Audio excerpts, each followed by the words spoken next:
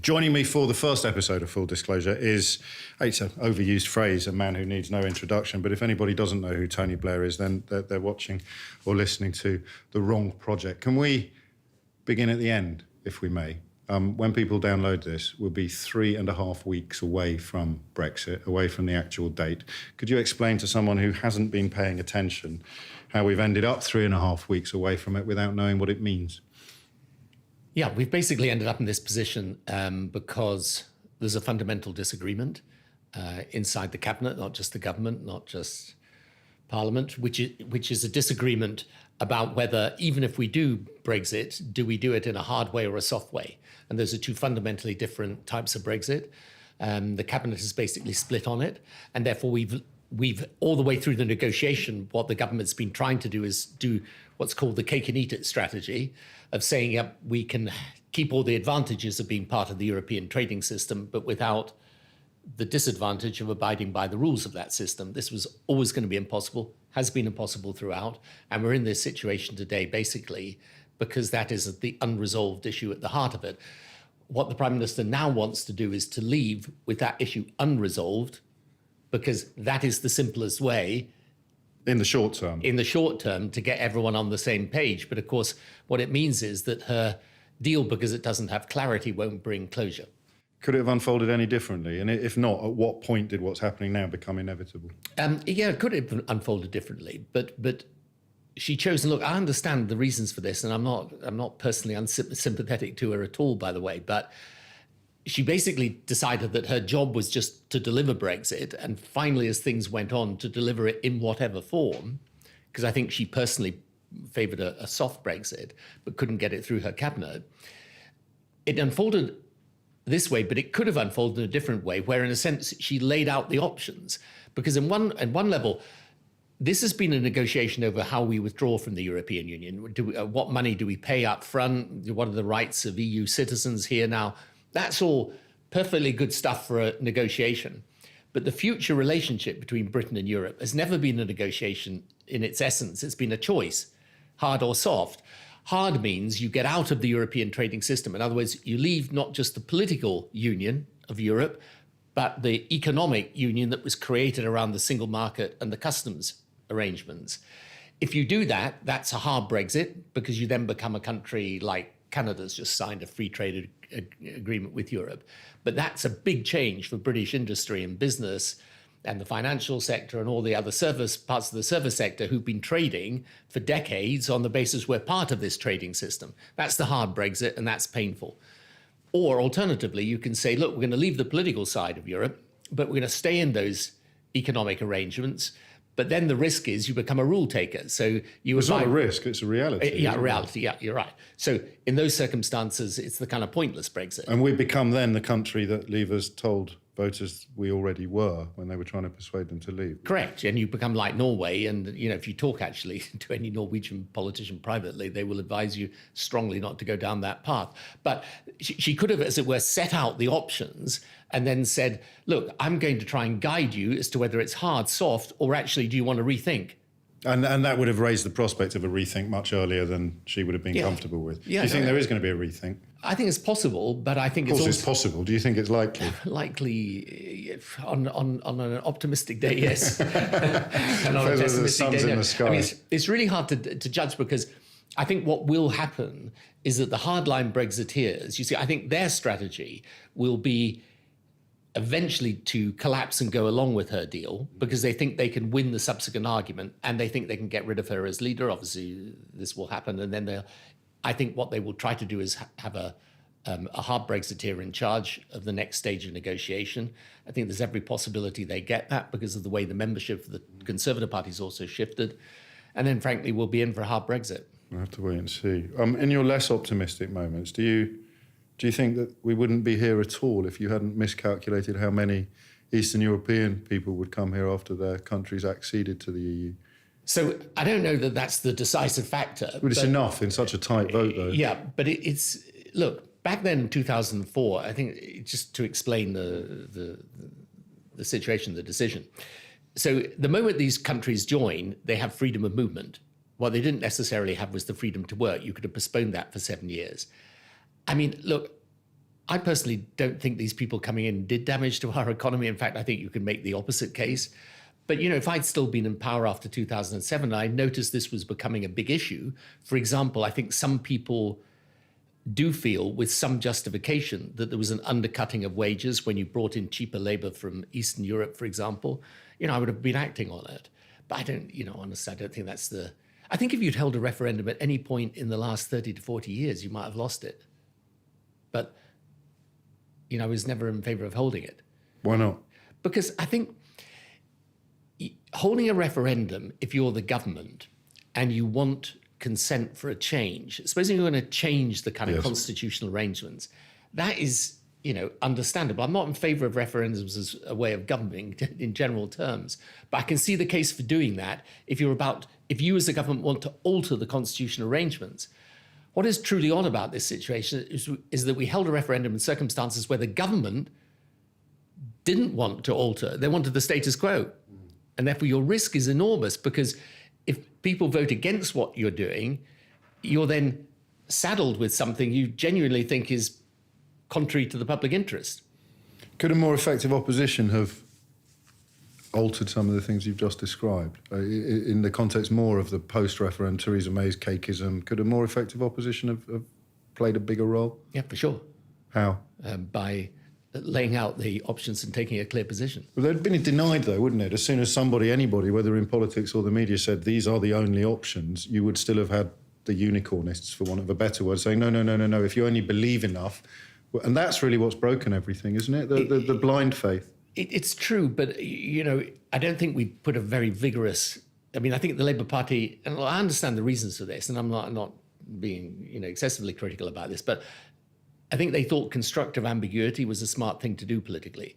I always thought it would end in destructive indecision, and I think that is what has happened. I think we've lost people from the Remain side who think we're not really fighting the case, and we've probably lost people from the Leave side now who think we're not really backing Brexit. So, my view all the way through on this issue, you can't calculate what is the politically smart thing to do.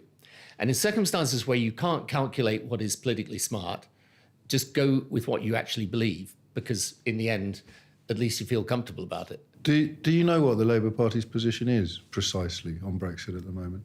I think the Labour Party's position is, there are those maybe better able to describe it than me, but I think it actually is relatively clear now, which is to propose a soft Brexit, and if that's rejected, to propose another referendum.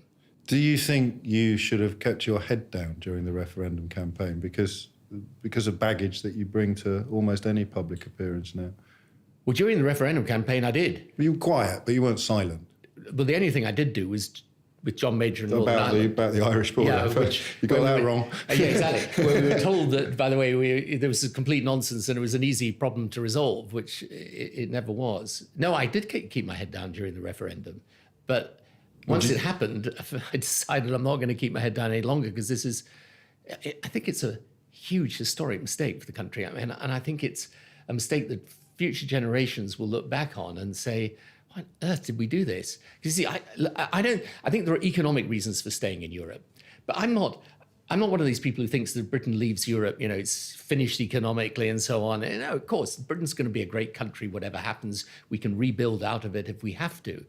But where I'm looking at the world right now, by the middle of this century, which is, by the time my grandchildren are the same age as my oldest kids now, this world is going to look so different to us. You are going to have a hugely dominant power in China, probably India, and certainly in the United States of America. Everyone else, the gap between those three and the fourth country is going to be enormous. The Chinese economy will be several times, maybe 8 times the size of the British economy, maybe more by that stage. In these circumstances, politically, to protect our interests, protect our values, Europe's essential for us. Otherwise, you're just going to get sat on. It's a new world out there. And there are changes that are happening that are so profound that for us to wrench ourselves out of the largest market and biggest political union, to which we are geographically joined, this is a kind of, it's like a top 6 Premiership side deciding to play in the Championship for the rest of their days. Which oddly, a former head of the WTO has described a fairly similar analogy in describing what would happen to us if we did crash out exclusively on on those terms. Have you had any personal fractures in your relationships and friendships? Because you've been immersed in the political establishment for most of your adult life, and there's plenty of people who presumably you like and respect who jumped the other way in June 2016. Have you had any personal experience of those kind of enmities? No, I mean, because everyone you know voted Remain. No. Look, I was my reference point for this is when you're Prime Minister, you have one member of Parliament who kind of looks after you in parliamentary terms. Right. And I had the great pleasure of having someone called Bruce Grocott, who was a member of Parliament, as my sort of mentor. Yeah, he was the guy who used to look after me in Parliament. Bruce has always been totally against Europe, right. Completely against the European Union, ragingly in favour of Brexit. I would never fall out with him over it. I mean, I love the guy, and I think he's still a fantastic person. I just disagree with him. So I think it's... When did you last speak to him? A few months back. And he's still on side, is he? Oh, he's totally in favour of Brexit. I mean, there's no... That's the most underreported constituency, isn't it? The sort of... The left-wing Brexiter. Well, I think it's people of a certain generation. Yes, the Tony Blair influence. It's partly that on the left, and partly people who feel, we've lost our identity through going into Europe. We're less British than we were. And then I think it gets mixed in with a whole lot of other issues around immigration questions and so on. And then you have this extraordinary idea that we're not in charge of our own laws. Whereas, truthfully, the only laws we have, as it were, subcontracted is laws we do with the other 27 countries because they're part of this single market arrangement. And we do that because it makes it easier for us. And that's why, one of the things that's really bizarre is when, for example, Boris Johnson resigned as Foreign Secretary, he wrote a resignation letter, and this is a big thing to do. You resign, right, as Foreign Secretary. So what's the example he gives of why this is Europe's so terrible? It's something to do with the size of truck windows. Yes. He has to retreat to something that is, frankly, neither here nor there. It was also fact-checked and found to be false, even in his resignation letter. That is where you might kind of assume that. But what is so extraordinary is if we want to change the health service, we could abolish it or reinvigorate it. We can do whatever education reforms we want. We can put our taxes up. We can put them down. We can spend more. We can spend less. We could have Jeremy Corbyn. We could have Rees-Mogg. We could have whoever we want. Back in the 80s, Margaret Thatcher was fighting Michael Foot. Let's assume if Labour had won in 83, it would have been rather different. So the idea we're not in charge of our own laws, this is what's happened is that Europe has become the vehicle in which people express a lot of discontent that is really discontent about things we are in charge of. But it's all got, put on the shoulders of Europe. But you speak, I'm sure you don't intend to, as if this environment existed only after 2007. You were Prime Minister for 10 years, while perhaps a lot of the worst misrepresentations of the European Union in particular, and Brussels as a sort of metaphor for what the European Union is, that's when it took hold, on your watch. The demonisation by newspapers and politicians alike of what the European Union represented. And none of this would be happening if it hadn't been successfully cast psychologically as an enemy of the British people. And that happened while you were in Downing Street. Well, I think it happened before I was in Downing Street as well. Well, it continued while you were in Downing Street. There's not this sort of 10-year window where it suddenly got put on hold. I always feel, forgive me if I feel somewhat resentful when people say, well, it's your fault that Brexit happened, when I never voted for it. I didn't say it was your fault. I said that you were in charge of the country while the country fell into believing that the European Union was an enemy of its interests. Well, I think, as I say, I think this was always a strain in our politics. And it went in, by the way, the odd thing was, and back in the early 80s, the Labour Party was against Europe. Yes. In 83, the Labour Party programme was to leave the European Union. And it was Margaret Thatcher that was staunchly defending the European Union. So these things go in cycles. Look, I always made the case for Europe. But I think, wherever you are in politics today and wherever you are in Europe, there's a strong anti-European feeling. But I always think it's for the leadership of the country to try and guide the country through and do what they think is. But I suppose I'm asking whether you feel you should have put in a little bit more heavy lifting on portraying it as a more positive force. Well, I tried to. Did you? Maybe I didn't succeed in the way that I would like to have. No, I think if you look back, and people often say, I used to go to Europe and make pro-Europe speeches, but not in Britain. But I used to point out to them, one, I did in Britain, and two, we live in a global media today. So if It was up to them. Right. Well, then that actually leads to another question I'd like to hear your answer to, which is whether or not you feel in retrospect that you and Alistair Campbell tried a little bit too hard to keep certain elements of the press on side. I know that the obvious answer is we probably wouldn't have won elections without them, but if you look at somebody like Paul Dacre, for example, and his, to use that dreadful word, legacy, an awful lot of the problems we're discussing probably wouldn't have happened if it wasn't for the editorial line of the Daily Mail. Yeah, no, it's a fair point, and it's a criticism I often think about. Is it? It's difficult though, because it's one thing to think about it 10 years after you left. It's Yes. another thing to think back 20 years when you were trying to get in. Yes. And we'd lost 4 elections in a row, and we were very conscious of the power of that right-wing media. But no, I often think about that, and what would have happened if you just ended up, but you'd have ended up in big opposition. You could have been treated as they treated Ed Miliband and Neil now Kinnock, Jeremy of course. Corbyn. People forget that Neil Kinnock was really Absolutely turn the lights off, the last one to leave Britain. So, I don't know. It's I think today There was a bit of a deal with the devil then. And it's interesting to see the look on your face as you reflect on that. That's clearly a genuine sort of 3 o'clock in the morning moment where you think, did we bow down too low to Paul Dacre and Rupert Murdoch? Yeah, I think you've got to reflect on that. But it's easy, as I say, to say when Of course it is. when you're not fighting a battle. And we look in although there were certain concessions you might say we made to that wing, we were still, there was never any doubt where the country stood on Europe. And even before the 97 election, I made it clear that we were not going to seek a position of isolation in Europe. And by and large, we didn't throughout the period of time. We actually, one of the tragedies of this situation is that certainly in my time, and I think even afterwards, we won most of the battles we fought in Europe. And one of the things that is sort of most strange to people from the European side is that, number one, the 2 things Britain always fought for in Europe, under Margaret Thatcher, under John Major, and then under myself, was number 1, single market, number 2, enlargement. Well, she invented it effectively, didn't she? Yeah, no, absolutely. So, one of the oddest things about all of this is that the kind of 2 things that we really stood for are now, in a sense, the reason why people want out. They want out because we pay. The money that we pay to Europe, by the way, which is a small fraction of the public spending overall, the money we pay is basically so that those countries in Eastern Europe can lift their living standards up. And it's just worth pointing this out.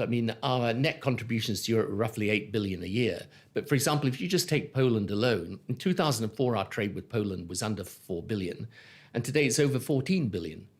So we have actually benefited from these countries, raising their standard of living and prosperity. And now, of course, the wages in those countries have risen significantly. And that, by the way, along with Brexit, is one reason why there's not the same pressure coming on the migration side from Eastern Europe. These are the slightly complicated arguments that probably weren't made enough, because they're not that complicated. If you are an immigration obsessive, and perhaps one of Remain's failures was not to properly address immigration obsessives, you could argue that, as you just did, that the contributions we make migration from poorer countries to wealthier countries within the Union less likely. So, in fact, the more you pay, the more likely these people are to find jobs at home. Staying with regret and retrospection then, when you make pertinent, powerful points like that, how do you personally process the fact that many people listening to this or watching this now will, fairly or unfairly, they will dismiss everything you say because of the aftermath of the defeat of Saddam Hussein? The Iraq war hangs around your neck like an albatross, doesn't it? Well, people can decide, to say, well, I'm not going to listen to him because of that, and that's their choice. I took a decision a few years back, particularly after the Brexit vote, that I really do passionately believe in this. Yes. And so, in the end, look, here's the deal. I can't make you listen, and you can't stop me speaking. But it must be dispiriting, though, to have a shadow that's probably going to be cast very long and very dark over the rest of your life. Well, it depends. Do you deserve it? It depends whether you think the decision's right or not, and that's another matter, or whether you think it's based on deceit or not, and that is also another matter. And I'm happy to go into those things, but in the end... Well, I know what you think. You don't think it was built on deceit. So, no. and a lot of people still do, and perhaps that twain will never meet. But do you think it's fair that everything you do and say, probably for the rest of your life, is going to be distorted by the lens of Iraq? I can't affect that one way or another. But do you think it's fair? I don't know if it's fair or unfair, but it can't be much fun. You know what I always think? No. I always think I am really blessed and lucky to have done what I've done, to have been Prime Minister for 10 years.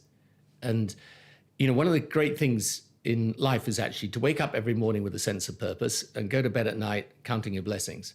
And so I don't have any, it's not that I think it's, fair or unfair whether people think like that. I understand why they think like that. It was a huge decision. Sure. And an agonizing decision to take, and you're put in place as Prime Minister to take those decisions. So you've got to live with it. And there's no point in asking whether it's just or unjust that you live with it. You do live with it. And so in a sense, you should. I was interested in you as a person rather than you as a politician. The politician's answer is, of course, it is what it is, and you deal with it. But you're a human being. You mentioned a moment ago the stuff that kind of does perhaps animate you in your quieter moments, and that must be the biggest one of all, surely. Yeah, of course, you reflect on it. But, the personal in this sense... is the political. Yeah. Yes. That's a point people often miss, perhaps, when they're and sharpening their cudgels. Yeah, but you've got to understand that today in politics particularly, when you decide, you divide. And when you take a decision, whatever it is, you're going to end up with in today's world of social media and so on, you end up with a violent reaction from some people, but that it shouldn't stop you from expressing your point of view, and provided you do it respectfully and provided you're prepared to listen to people. I mean, I'm always happy to debate and listen to people who, profoundly disagree with me.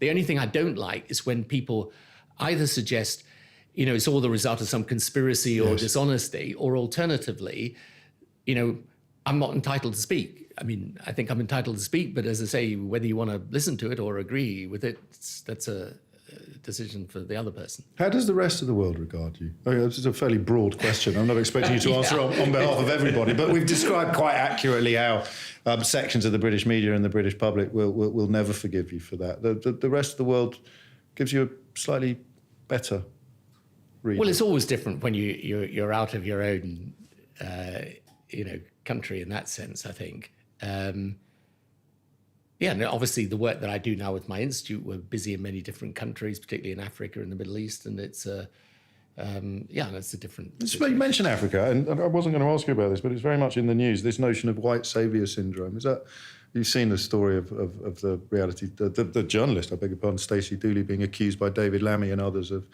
indulging in something called white saviour syndrome. Is that an accusation that could be levelled at you?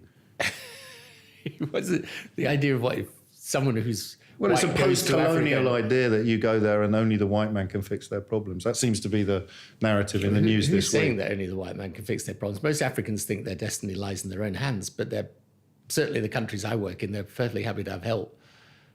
From anyone? Yeah. But you're not across this story, obviously. No, you don't read the cheaper print. No, I am a bit across the story. And actually, I like David Lammy, and he was a good colleague of mine when I was in Parliament, but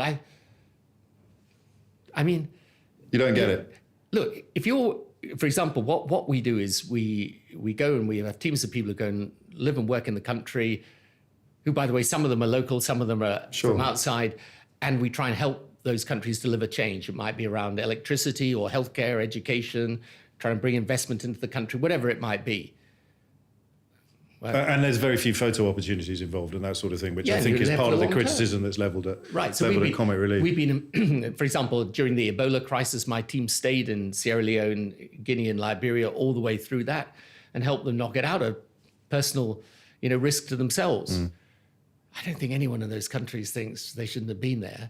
And some of them were from one ethnic background, some from another. I don't think anyone cares. You mentioned you liked David Lammy when you were parliamentary colleagues. Did you like Jeremy Corbyn?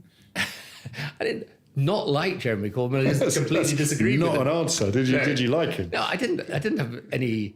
I didn't know him well enough to like or dislike him politically. Obviously, I didn't get on with him, and I think I can't remember how many times you rebelled against the government. 428. Well, 428 under you and Brown. Wow. That's quite something, actually. It's pretty impressive. He, of course, is equally tolerant of dissent and criticism. Talk to me about the anti-Semitism. It must sadden you to see the party covered in criticism of that particular ilk. Yes, it doesn't just sadden me, it shocks me, and it's a shameful thing for the Labour Party. How do you think it's happened? It's happened because, look, there is a whole series of people with a set of very far left attitudes, some of which are around the foreign policy questions, particularly around Israel, and they've come into the Labour Party. And the fact is, when I was leader, and actually throughout the 80s and early 90s, John Smith, Neil Kinnock, there was a sort of, the door was locked and barred to those elements with a kind of not welcome sign on the door. And the truth is now, because the leadership is from that tradition, the door's open with a welcome mat. And what's happened is you've had a whole lot of people come in to the Labour Party with these views. And one of them is, it's not that you can't have criticism of the government of Israel. I mean, if you actually go to Israel, which I have an office in Israel and still work there, the Israelis are as critical of their government as anyone else. But when that then trends into criticism of the existence of Israel, or you single out Israel in the Middle East right now, I mean, look, in Syria, 600,000 people have died in the past years. I mean, it's when you single out Israel in this way that it very quickly seeps into anti-Semitism, and that's tragic, actually. Will it seep out again? That is a very good question. I hope so, but it's a problem when it derives from a worldview in which, as I say, this criticism of Israel is so excessive that it kind of impacts the whole of your thinking. And so I hope it does, and the Labour Party should take as much action as it possibly can to do it, because it really is, look, it's a horrible thing when you have members of the Jewish community who think that they, if Labour comes to power, it's a risk for them. I mean, that's an unacceptable thing. You have to, I suppose, conclude that some of the MPs who've recently left the party don't think it is going to seep out anytime soon. So in terms of your personal current political credo, who are you closer to, the independent group or Jeremy Corbyn's Labour Party? Well, in terms of the criticisms they're making around anti-Semitism, of course, with the people at the left, it doesn't mean to say that I want to leave, though, because I've been in the Labour Party for over 40 years. I don't want to suddenly give it up, but I'm completely sympathetic to what they're saying about it. Do you think more will follow, or do you think the noises he's made in the last week regarding a second referendum will do the job they're designed to do? I don't think the second referendum is what it's about in the end. I mean, look, I think... This week's behaviour is, I mean, the defections might be more about anti-Semitism, but stemming the flow is about the people's vote, isn't it? No? Possibly, but I think it's a more fundamental question than that. And, as I say, personally for me, you can be pro-Brexit or anti-Brexit and still in the Labour Party with either view, but this kind of worldview is the problem. And I don't know whether more people will leave or not. It's just, it's hard to judge. But is the party under existential threat? I think the party's got a big issue it's got to resolve, yeah. So yes, it is. Existential's a large word. Well, it is, but in terms of surviving in anything like its current form, it's possible for the first time in your political life that it won't. I hope it does, and I hope it returns to sanity, but it's a big risk. Final question. I'm interviewing Ricky Gervais next week. He's the second public figure of immense international importance that I'm going to have. I'm sure it should have been the other way around. I'm going to have the pleasure of meeting, but he does this thing, and I was trying desperately to think of common ground between the two, which is just as hard to find as it sounds. But he does this thing where he claims he never wanted to be a public figure. He never wanted to be famous, and it all happened by accident. Except he did, we've subsequently discovered, try rather hard to become a pop star. So did you, sort of. I did. So was there a desire for public approval? The look at me gene has been writ large in Tony Blair for forever? Yeah, I'm not sure. I carefully avoid questions of psychiatric analysis because you never know where they might lead. No, I did. I really was keen on it. I was very, very keen on music and playing in the band. And I was not interested in politics at all until probably I was about 20. And if you told me when I was 18 or 19 I was going to be a politician, I would have been horrified, actually. Not just surprised, but horrified. And yeah, I don't know. But it's a very interesting thing because it taught me a big lesson in life. That I remember having this conversation with a member of the band, and you know, he was a nice guy, but he was very blunt in his assessment. And he said to me, you know, because we were talking about what we would do in the next stages of the group and everything. And he said to me, look, he said, I've got to be very honest with you. He said, your problem is, you know, it's basically talent or the lack of it. He said, your singing's not really very good and your guitar playing's actually genuinely substandard. And he said, and what's more, he said, I've actually watched you trying, he said, and I don't think any amount of practice is going to improve you. So this is, you know, and he said it in a very sort of kind way, but so that was the moment where I realized that now I didn't immediately then take to politics, but I realized the chances of me becoming a rock star were limited. Tony Blair, many thanks indeed. Thank you. Cheers.